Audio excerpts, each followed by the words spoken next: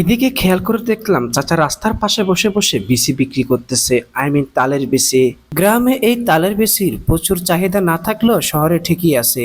মানুষ শখে ইচ্ছায় এটা খেতে চায়। তবে এই কাকারা একটা জিনিস ভুল করে নাকি সঠিক করে সেটা আমি আদৌ জানি না। অনেকগুলো তালের বিসি কেটে পাশ দিয়ে রেখে দেয়, যা কিনা যে কেউ এসে হাত দিয়ে নাড়াচাড়া করে। আপনারা জানতেছেন ভবিষ্যতে করোনার প্রকোপ বাড়তেছে, তা যে কেউ হাত না ধুয়ে এগুলো নাড়াচাড়া করে। তাই কাকাকে বললাম, আপনি নতুন করে দুইটি কেটে দেন আমাকে। তো যে কথা সেই কাজ, কাকা নতুন করে দুটি তালের বেশি কাটতেছে আমার জন্য।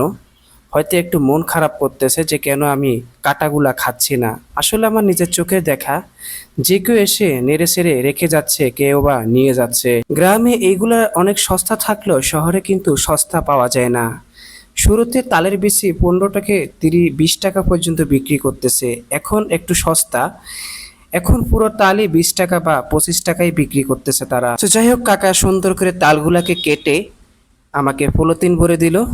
যে যেমন চাই তেমনই খাইতে চাই, কেউ খায় শক্ত, কেউ খায় নরম, যার যেমন পছন্দ আর কি। ভালো থাকবেন, ভালো লাগলে সাবস্ক্রাইব করে যাবেন, আর আপনাদের পছন্দ কিনা অবশ্যই জানিয়ে যাবেন।